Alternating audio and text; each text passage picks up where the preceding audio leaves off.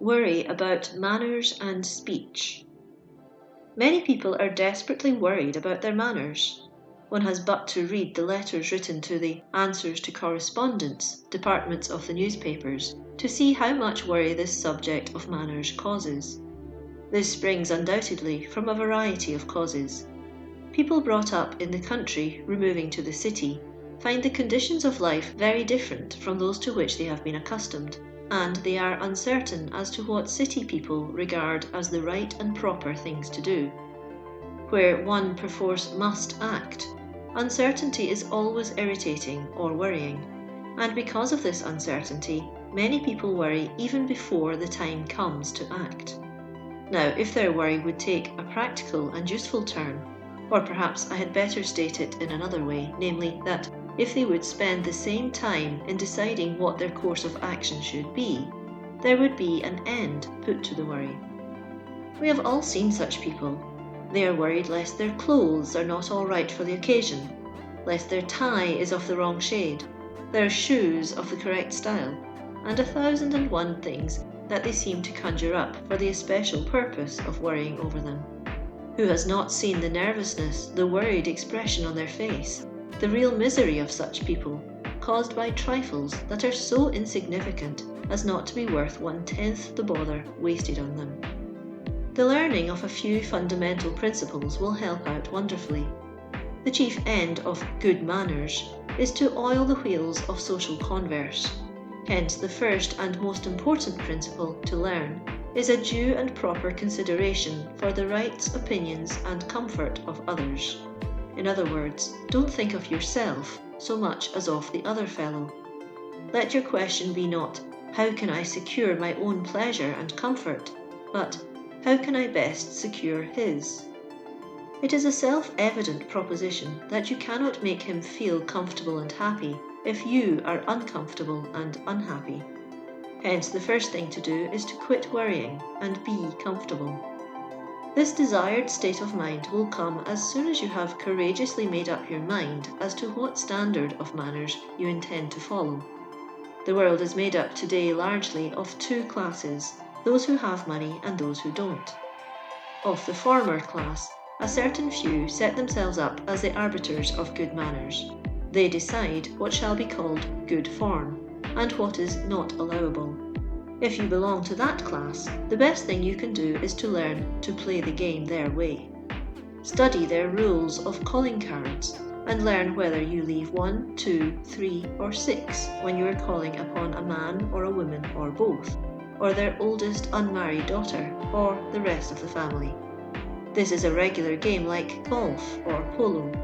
You have to know the course, the tools to use, and the method of going from one goal to another.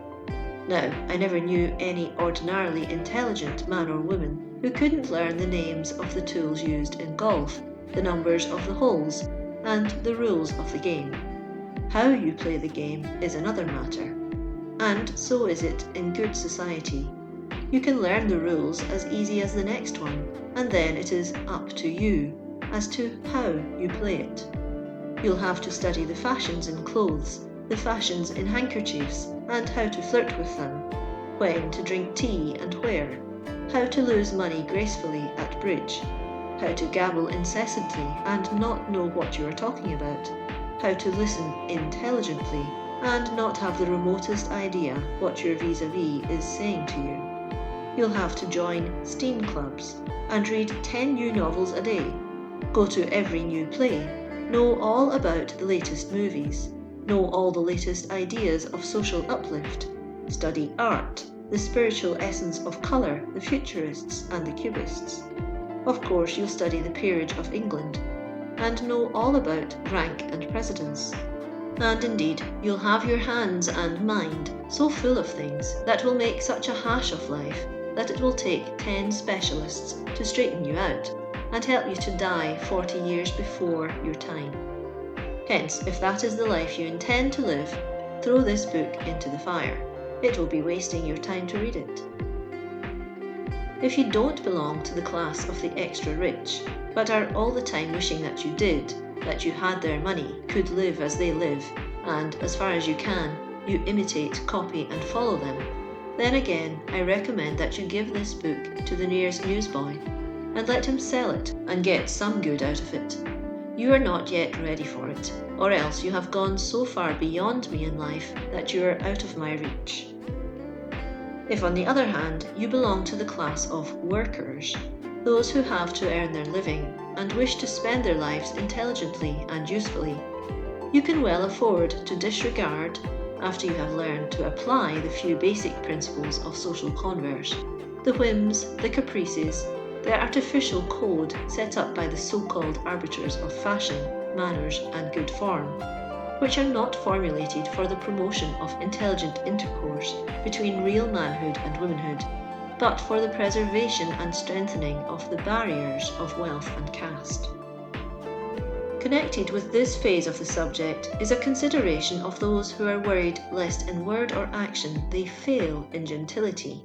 They are afraid to do anything lest it should not be regarded as genteel. When they shake hands, it must be done not so much with hearty, friendly spontaneity, but with gentility, and you wonder what that faint touch of fingers reached high in air means.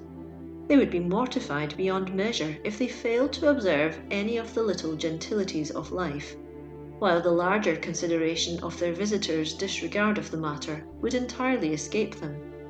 To such people, social intercourse is a perpetual worry and bugbear. They are on the watch every moment, and if a visitor fails to say, "Pardon me," at the proper place, or stands with his back to his hostess for a moment, or does any other of the things that natural men and women often do, they are shocked.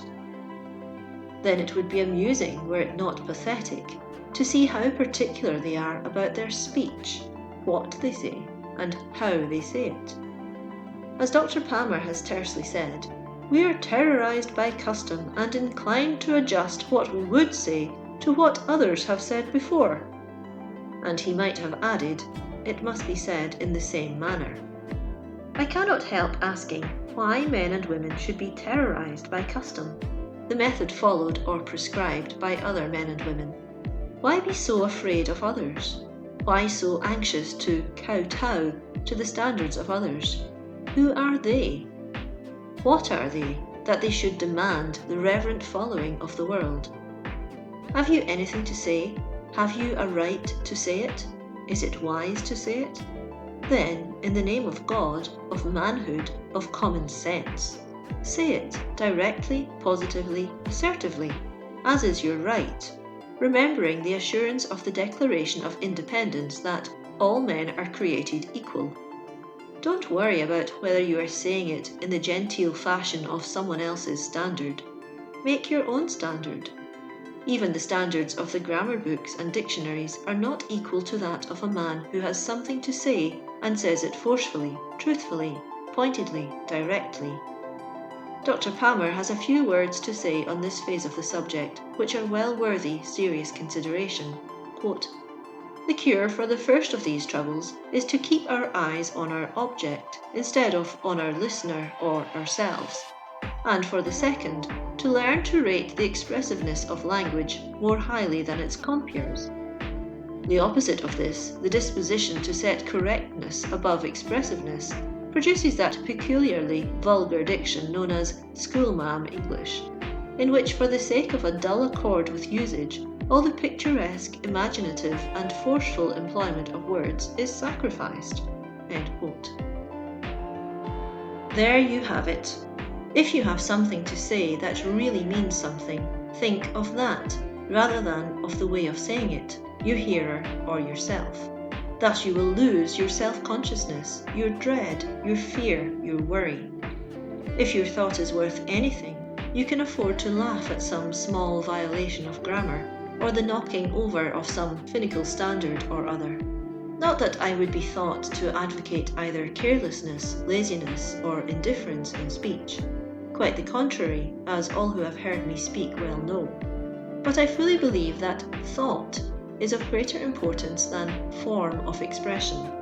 And as for grammar, I believe with Thomas Jefferson that, quote, whenever by small grammatical negligences the energy of your ideas can be condensed, or a word be made to stand for a sentence, I hold grammatical rigour in contempt." End quote. I was present once when Thomas Carlyle and a technical grammarian were talking over some violation of correct speech, according to the latter's standard, when Carlyle suddenly burst forth, in effect, in his rich Scotch burr, "Why, mon, I'd have ye ken that I'm one of the men that make the language for little puppies like ye to paw over with your little fiddlin' twiddlin' grammars." By all means, know all the grammar you can. Read the best of poets and prose authors to see how they have mastered the language, but don't allow your life to become a burden to you and others because of your worry lest you slip a grammatical cog here and there, when you know you have something worth saying.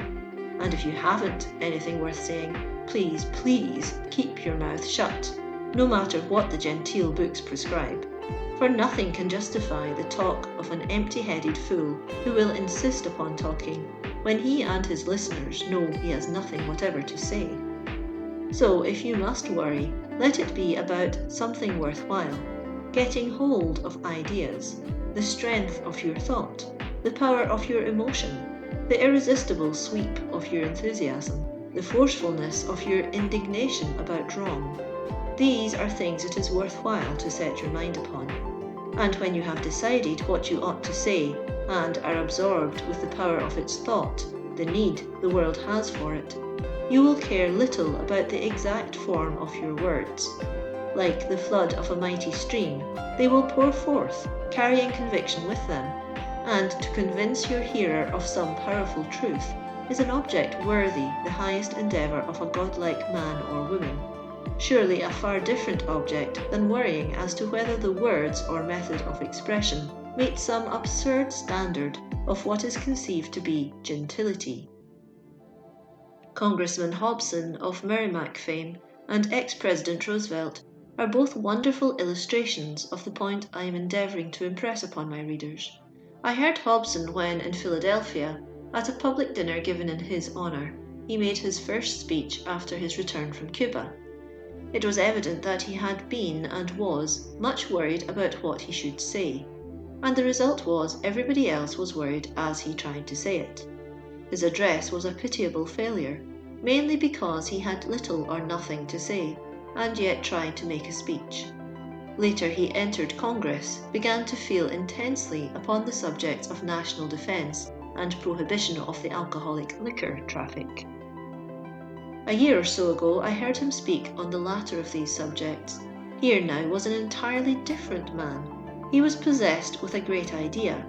He was no longer trying to find something to say, but in a powerful, earnest and enthusiastic way, he poured forth facts, figures, argument and illustration that could not fail to convince an open mind and profoundly impress even the prejudiced. It was the same with Roosevelt. When he first began to speak in public, it was hard work. He wrote his addresses beforehand and then read them. Perhaps he does now, for aught I know to the contrary. But I do know that now that he is full of the subjects of national honour in dealing with such cases as Mexico, Belgium and Armenia, and our preparedness to sacrifice life itself rather than honour. His words pour forth in a perfect Niagara of strong, robust, manly argument, protest and remonstrance, which gives one food for deep thought, no matter how much he may differ. There are those who worry about the gentility of others. I remember when Charles Wagner, the author of The Simple Life, was in this country. We were dining at the home of a friend, and one of these supersensitive, finical sticklers for gentility was present. Wagner was speaking in his big, simple, primitive way of a man brought up as a peasant, and more concerned about what he was thinking than whether his table manners conformed to the latest standard. There was some gravy on his plate. He wanted it. He took a piece of bread and used it as a sop, and then impaling the gravy-soaked bread on his fork, he conveyed it to his mouth with gusto and relish. My genteel friend commented upon it afterwards as disgusting, and lost all interest in the man and his work as a consequence. To my mind, the criticism was that of a fool. John Muir, the eminent poet-naturalist of the mountains of California, had a habit at the table of crumbing his bread. that is, toying with it until it crumbled to pieces in his hand. He would at the same time be sending out a steady stream of the most entertaining, interesting, fascinating and instructive lore about birds and beasts, trees and flowers, glaciers and rocks, that one ever listened to. In his mental occupancy, he knew not whether he was eating his soup with a fork or an ice cream spoon, and cared less. Neither did anyone else with brains and an awakened mind that soared above mere conventional manners. And yet I once had an Eastern woman of great wealth, recently acquired, and of great pretensions to social manners, at whose table Muir had eaten, inform me that she regarded him as a rude boor, because, forsooth, he was unmindful of these trivial and unimportant conventions when engaged in conversation. Now, neither Wagner nor Muir would justify any advocacy on my part of neglect of true consideration, courtesy, or good manners. But where is the lack of breeding in sopping up gravy with a piece of bread, or crumbing, or eating soup with a spoon of one shape or another? These are purely arbitrary rules, laid down by people who have more time than sense, money than brains, and who, as I have elsewhere remarked, are far more anxious to preserve the barriers that society and caste have placed between mankind than in seeking an active realization of the biblical idea of the brotherhood of man. End of chapter 18.